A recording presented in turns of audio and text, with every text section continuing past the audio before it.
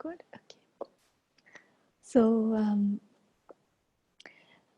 I had just one or two thoughts to share, and then about. I wanted to show you a chart of consciousness that was done by a doctor called Dr. David Hawkins. I don't know whether you've heard about him, but he wrote this book called Power versus Force. And it's really one of the main foundations for a lot of the practice of kinesiology and energy studies, really. And so since the other day, the subject of grief had come up, so I was interested to see that this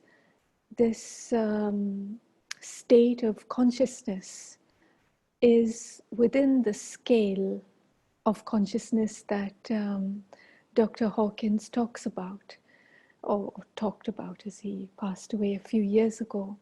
Very brilliant, actually, and very interesting way of expressing how we as spiritual beings express the energy that we have.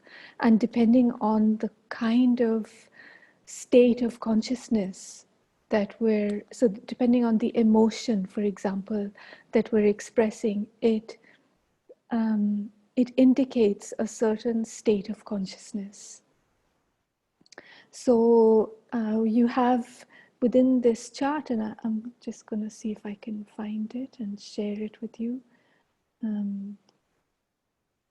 So within this chart, you have at the bottom of the scale, you have shame, and at the top of the scale, you have enlightenment. So, oops, I'm just sharing it now. Here we go. Can you see that? Yeah. So I will indicate to you because the letters might be a bit small. I don't know, but if you see there are these, shall we say, two parts of this chart, and if you look at the third column, that's the one that I just want to look at. We'll just look at this very briefly. Yeah? This is just to give an idea of where the state of consciousness of grief lies, just to give us an idea of the different stages that we might go through.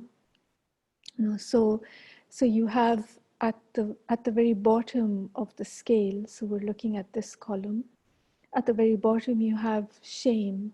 So what Dr. Hawkins did was that he calibrated each of these levels of consciousness with a certain number. So he said, okay, when you are in shame, so you feel miserable, you despise yourself, you want to eliminate, you think you're no good, you shouldn't exist, and all of that. Basically, that's the very lowest state of consciousness. And usually after that, people commit suicide. That's what usually happens. And then above that, you would have guilt, which is just a little bit higher, a little bit better than shame.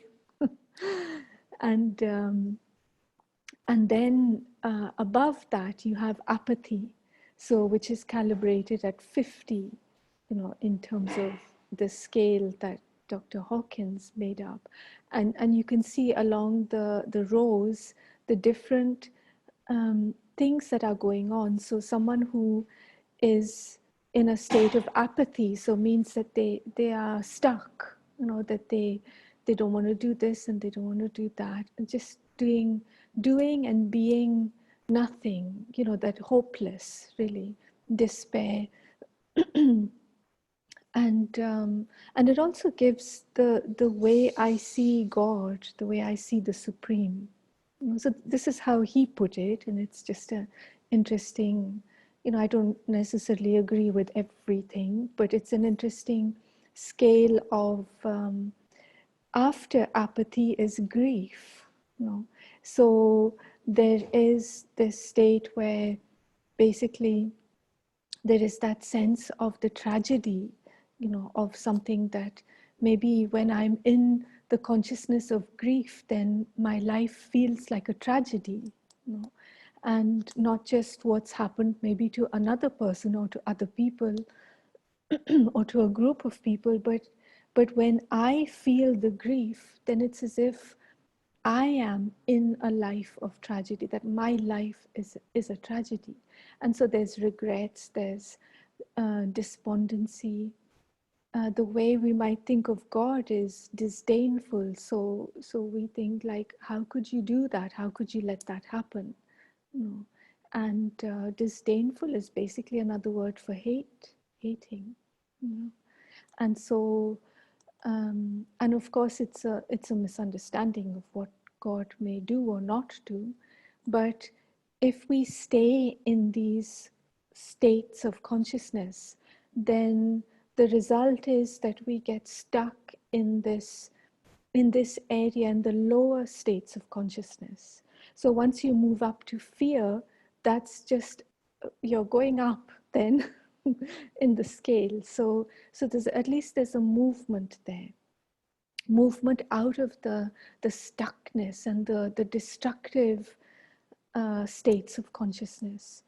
And after that there's desire. So maybe it's, to begin with, the desire is for things that are damaging, but at least there's a movement inside of wanting something. So it's like you're worthwhile. It's worth satisfying yourself, even if you use all the wrong things to try to do that.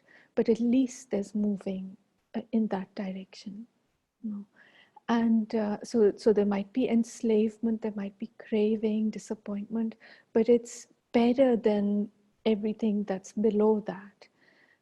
And then there's anger, and within, of course, anger, there's a lot of energy within anger. So even though it's an aggressive, hateful, vengeful thing, but it's still got, it's within your consciousness. There's still the action that's going on. Whereas in a lot of the things below, it's like there's no energy. You can't do anything except basically just destroy yourself. And then there's pride, so what we sometimes call ego, where then again there's the false identification, usually to try to feel better about the self, about different things, and that's when we begin to want things from people and get demanding, and because of the pride, we think that I'm right, I'm the best, and so we don't, we feel the indifference to God, really. And then we come to the kind of transition point, which is courage. So courage is like that, in a sense, the halfway, the 200 calibration mark of the energy, according to this map of consciousness, which means that from there you can start to go up, and elevate your state of consciousness.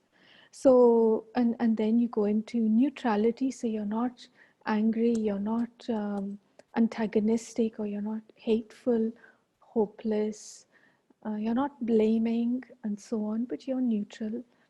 However, of course, that's still not the same as the ones further along. And so you have then willingness and acceptance, reason, and then you move on to love and joy, peace and enlightenment.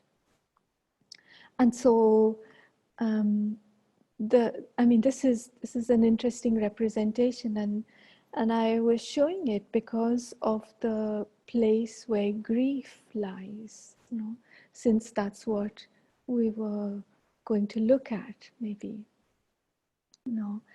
And so what I feel is that it's interesting to see how, on the one side, it's part of the human condition to experience, whether it's fear or anger or even shame and guilt and all of those states of consciousness below courage.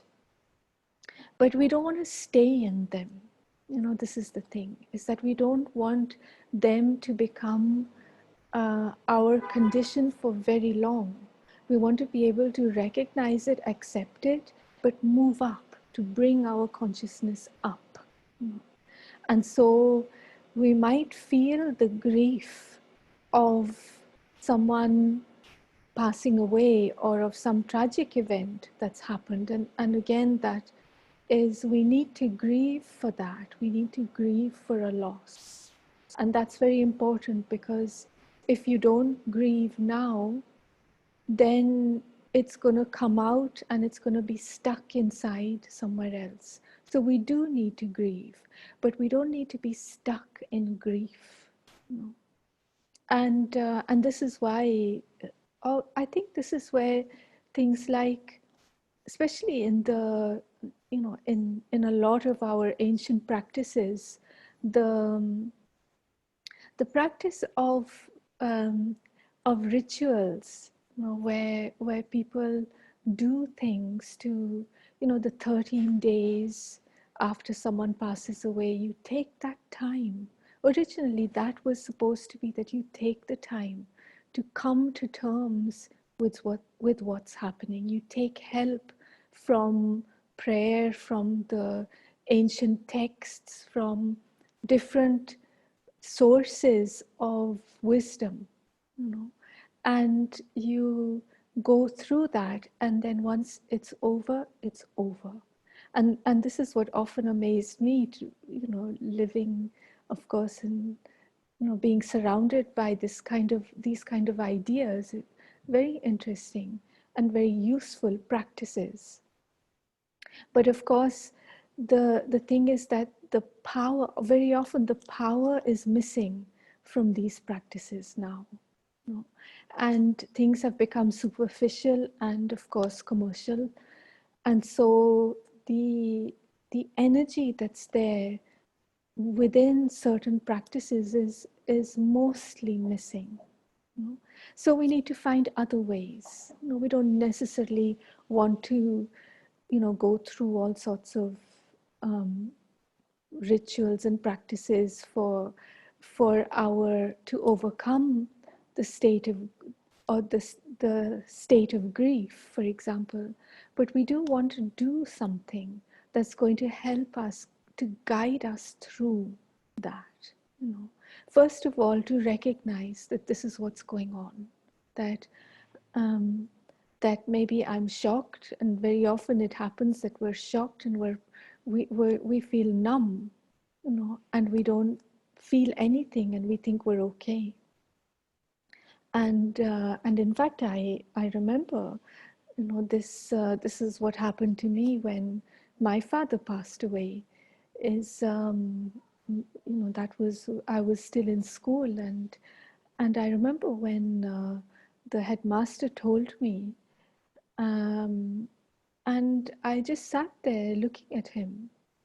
And they said to me, "Oh, please cry, cry." But I think it took me a while to come out of that numbness, you know, and to be able to grieve for that. And occasionally I find that things will come out, and I realize that, okay, actually it's okay to cry, and it's okay to connect with whatever is some hidden sorrow, which could be connected, for example, with that, and to let it go. Because if I think, oh no, it's not good, and I shouldn't, then it just stays stuck inside. And so the first thing is to, you know, maybe more, it's a bit easier as an adult, I guess, to be aware of the, you know, of what's going on, basically, and to realize that, okay, I feel the shock, but I'm going to allow myself to come out of it as it happens. I'm going to, in a sense, stay with myself, not abandon myself, and to take myself through maybe. And it's very useful, I think, to have good friends in this case who will just listen, sometimes just so that you can share what's going on. And I think it's very important to be able to articulate for the self what's going on, just even to write it down or to speak about it with someone whom you know can listen, without being destroyed themselves, without being devastated rather. So it's very useful to have people that you can trust in that sense, and who you have that confidence with. And I think that then, however, it's important to try to move through that.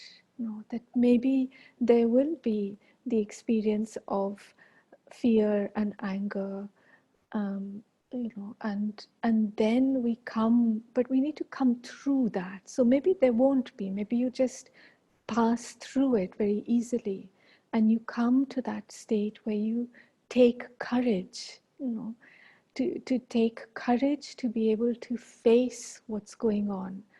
And I think it was very inspiring what Abhijit had shared last time. Really, is the way the way he had chosen to face the situation, which was maybe in the news and everything, but also when you're particularly connected with that, then it's easier to feel it more strongly.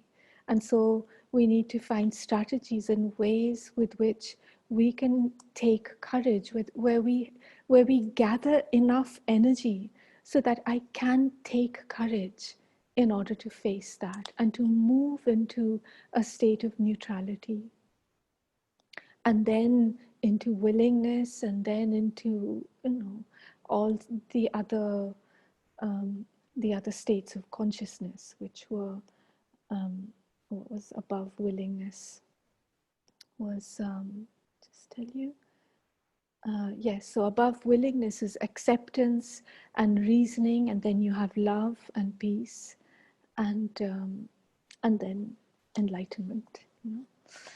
But this is just a few thoughts about that, and I don't know whether Hundal or Abhijit or anyone else would like to share anything more about that, maybe in how you've been dealing with that, and of course the idea of helping people who are maybe going through that, especially at this time when people are going through that. So I don't know, any comments or anything you want to share?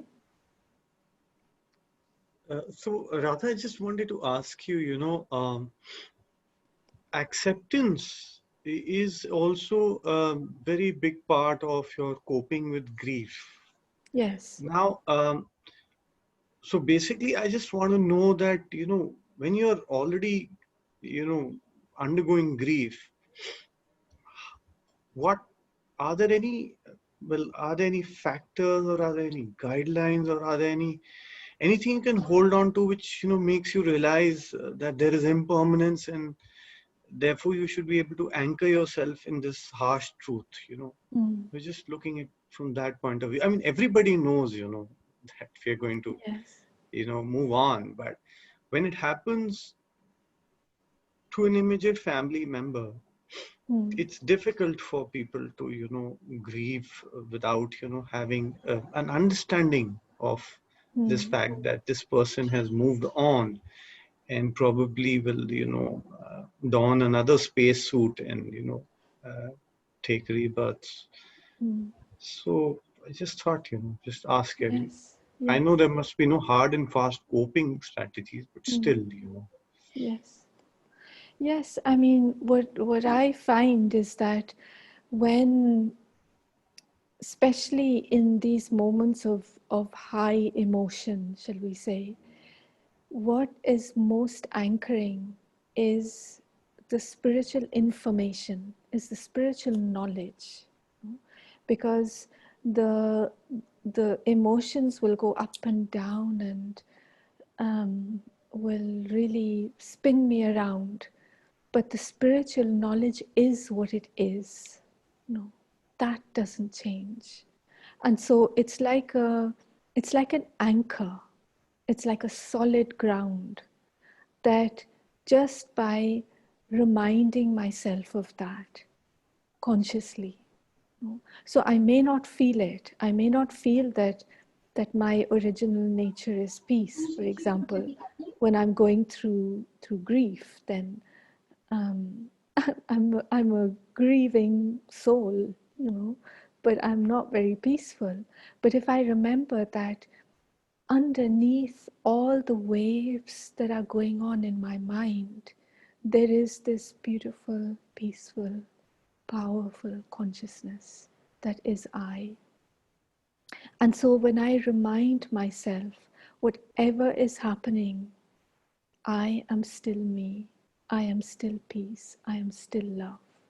And so it's like, I think, and what I found is that I need to have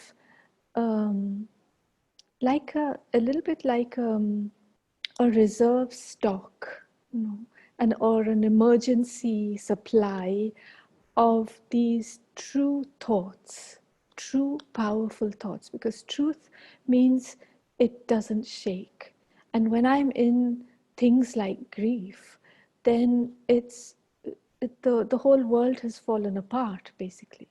Even if it doesn't last very long, but in those moments, it's fallen apart. And so I need something, and maybe sometimes someone to remind me, but not in this, not in a teaching sense, but in a very um, in a way that is very, very simple but benevolent. So if someone in that moment tells me, no, there's benefit in everything and don't worry about it, then I might want to just push them away and say, can you go speak to someone else, but if if someone's presence and just very gently is able to just be there, and for them, so if I want to help someone who's in that state of grief, for example, that I need to remember the things that are keeping me strong, and maybe just to create that vibration, create that energy, create a safe space for the person to be in. So I may not need to say anything, but if I also get influenced by that vibration, so, and that's the difference between sympathy and empathy. So when I'm sympathetic to someone, then I cry with them. And but when I have empathy, then I feel their sorrow, but I don't get sorrowful. So I'm with That's a them. beautiful point. That's a very Yes. beautiful point, Radha. Yes. Yes, I agree to that. Yes, yes. And so, however, we need to be strong to do that. And it really, I mean, people's sorrow is very powerful and very contagious. I remember a few years ago in Sardinia, there was a lot of flooding in one area, and one of the people who goes to the Brahma Kumari Center there was telling us this story, that she lived on the first floor and there was an old lady on the ground floor, and the old lady's flat was all flooded, so completely damaged.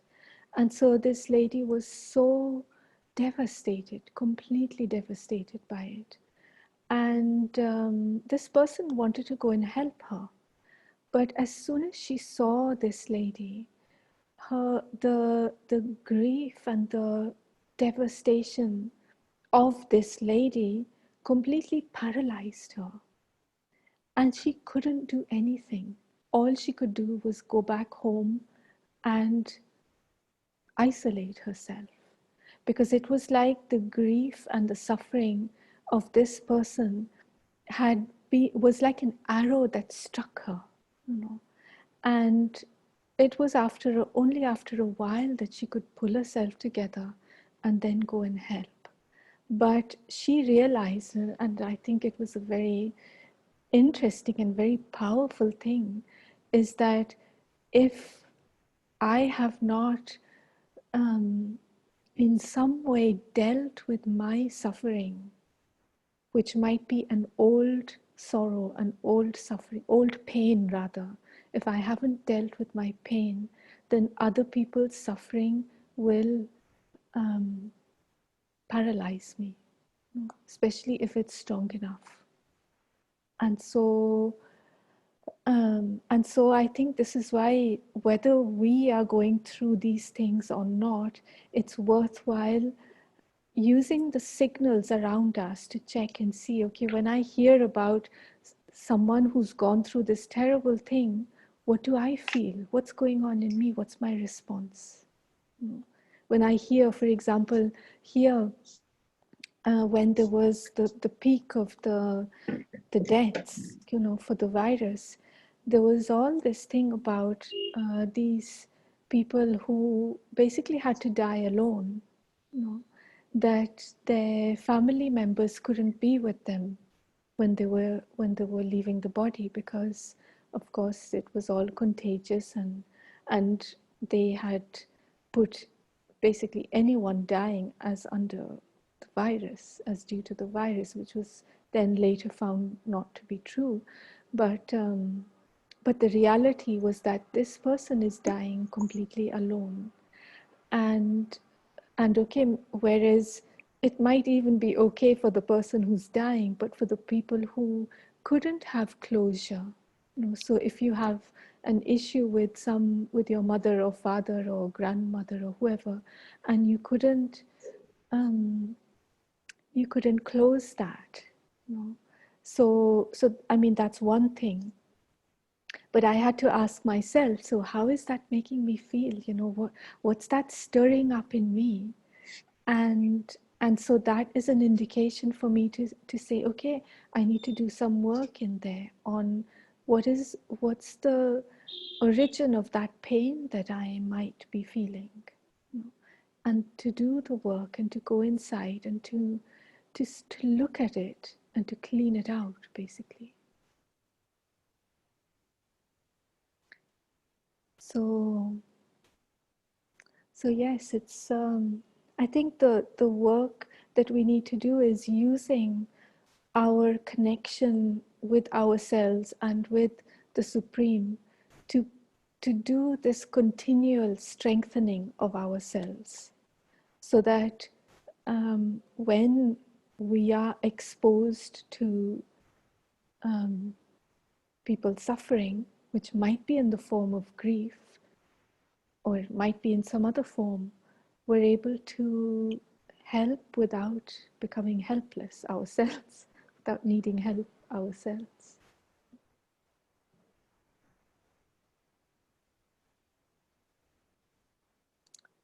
Yeah.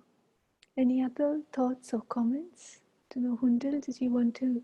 I think it was you, right, who had also suggested this subject other than Amarjot. I Just mean, one other more than point. Abhijit. Yeah. Yeah, I know. Sorry. Rather, one question. Mm. This is there some truth in it that when it's your near and dear one, probably it's losing your father or your mother, the general grieving period, irrespective of your strength, the time duration is a lot more longer. And I've heard it somewhere. This they talk about like for you to move on in life, and because the bonding is so close, in this case could be a father or a mother, the duration, you definitely grieve at that given moment, but the actual grieving takes place when you're left by yourself, when you have time to think. That's when it really starts hitting you. That's when the void is there. And they say that it's a much longer process, and it's a natural process. That's what I've understood. Whatever, I wonder whether there's some strength, element of correctness in it or not. Yes, I mean, I think it does. The intensity of it also does depend on how your relationship has been. True, true. In this case, when it's very close, very intertwined, you are it's a all parental relationships are very, very close by and large, rather. But sometimes some of them where you're caring for them for much longer duration of time, the bonding here, a parent is in turn becoming the child, and the child in turn becomes the parent. That relationship, the dynamic shift in the relationship is very much it's too big for the child, who now again has become adult and now the parent.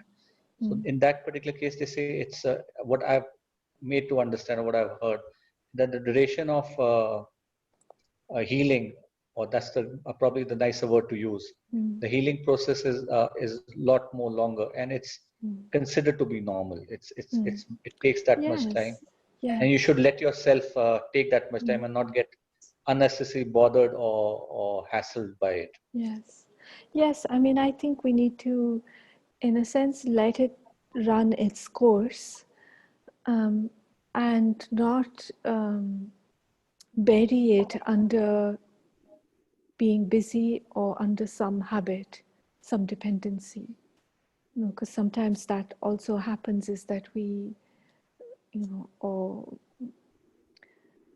drink away our sorrow, or we put it under the carpet with being busy with lots of things. But I think we can help ourselves by looking at what's going on, by sitting with ourselves, being with ourselves, and taking the time in silence and solitude, and allowing things to come up. Because it's a moment where, especially with parents, I think, is when you do realize that you're on your own, actually. And True. and it is a moment of of truly growing up.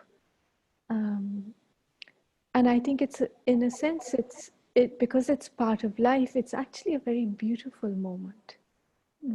Not easy necessarily, definitely, probably never easy, but it's a very significant moment.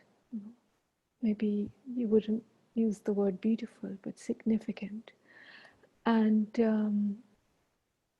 I think the more we can, at least in my experience, the more I've been able to accept, number one, how I'm feeling, helps me to come to terms with what's happened,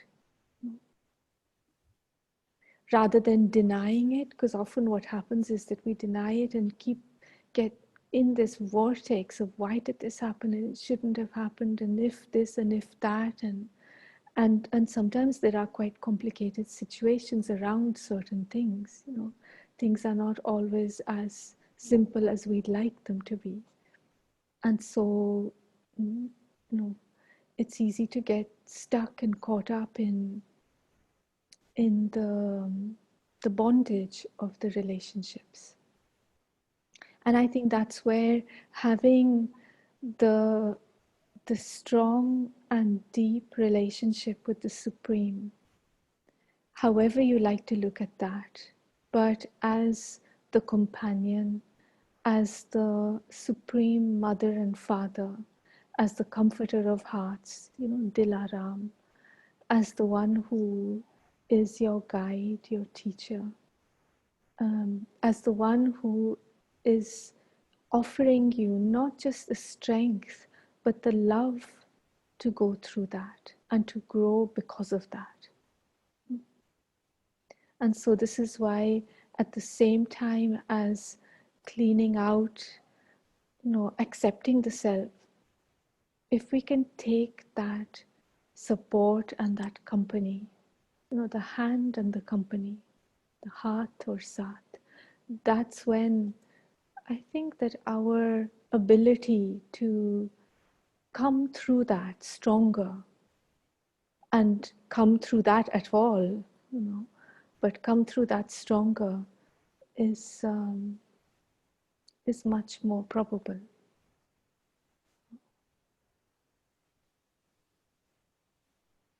Thank you, Radha. Thank you so much. Thank you.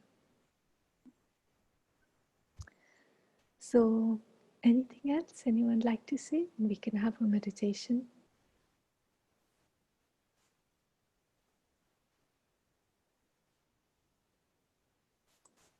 Okay, so find a comfortable position. Let your body relax.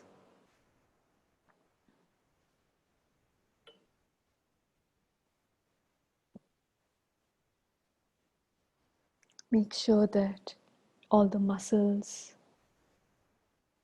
are comfortable, free from tension.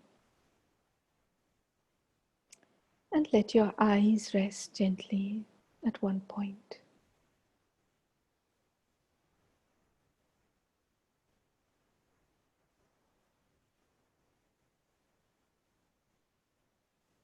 As I take a deep breath in, I also bring inside the focus of my attention.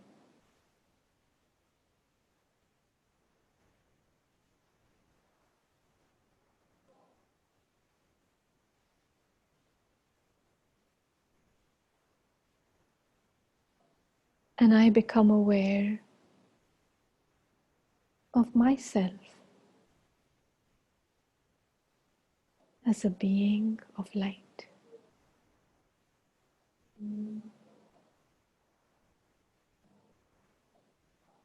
Just with one step,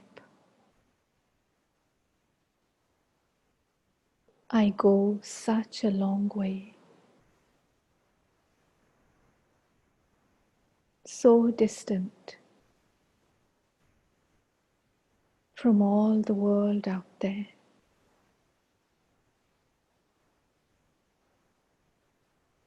All the events and the people,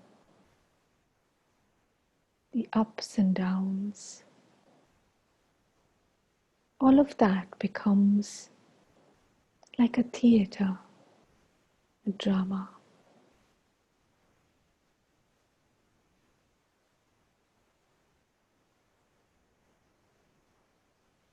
And as a detached observer, I watch what's going on.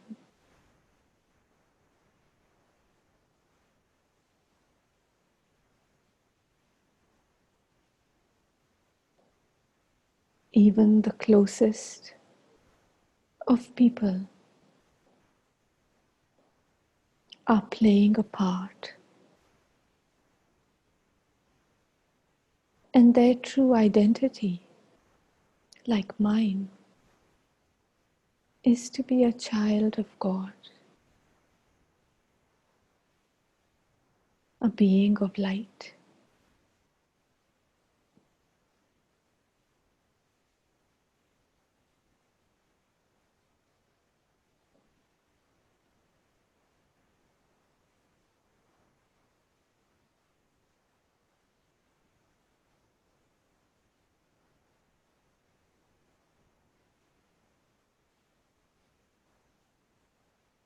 And so as I watch the different parts being played,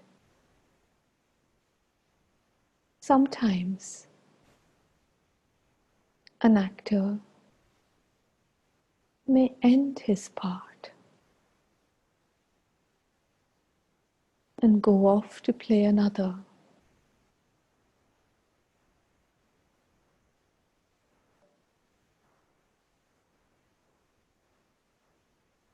Each actor has their own part to play, and I have my own. For some scenes, we play our parts together, and then we go our separate ways.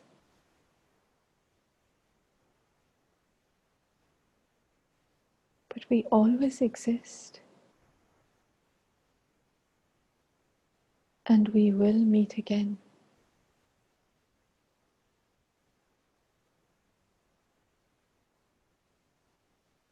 True love is about letting go and wishing well.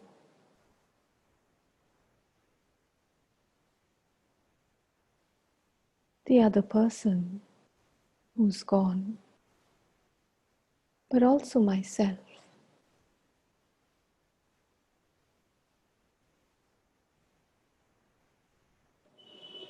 To come through that moment of grieving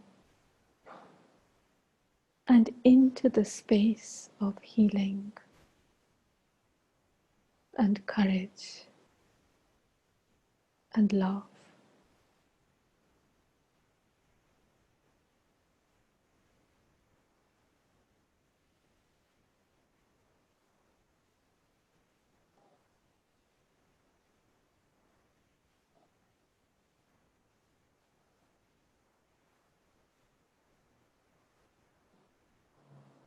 And so,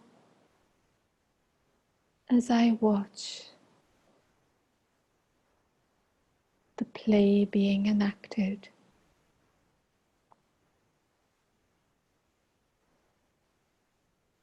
I sense the wonder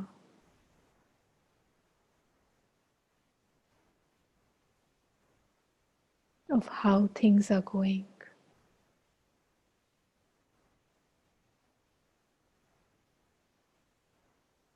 And at the same time, I know that everything has its own time.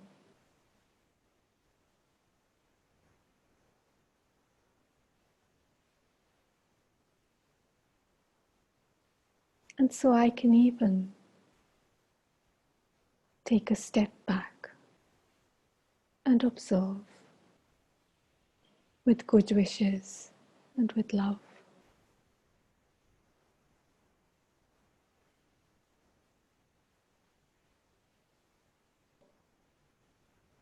I stay in this space of healing, of care, of peace.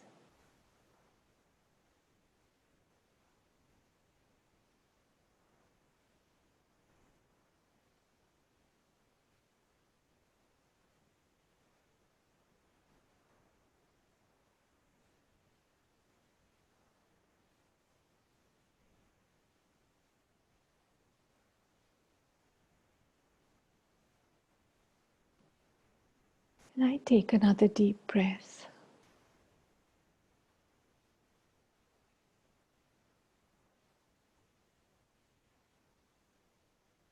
And gently guide my attention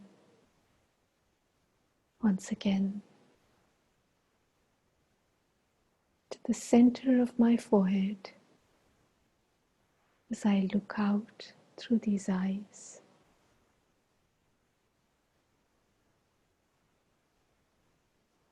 Om Shanti.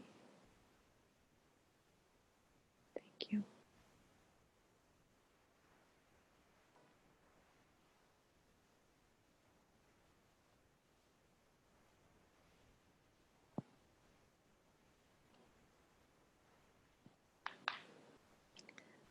So, I think we probably all will have and do have lots of opportunities to share compassion and empathy with people who are suffering in one form or another. So anything anyone like to share, or just have a couple more minutes? I'm just going to sign off. Radha, thank you. That was a wonderful Okay, session, as always. thank you. Do please put up that chart that you put out. It was quite interesting. Yes, I will. I was quite intrigued by that. Thanks. Yes, there's quite a few videos on YouTube by David Hawkins, and it's very, very interesting. I'll see if I can find one or two and put that on the group. Sure. Okay. Thank you. Thank you. Okay. Bye, guys. Bye. Thank you, Radha. Thank you. Bye. Bye. Thank you, Radha. Lovely Thank you. session. Thank you very much. Thank Bye-bye. you. Okay. Great. Thank you, Radha. Thank Thank you. you so much. Okay. Beautiful evening. Thank you so much. Thank you.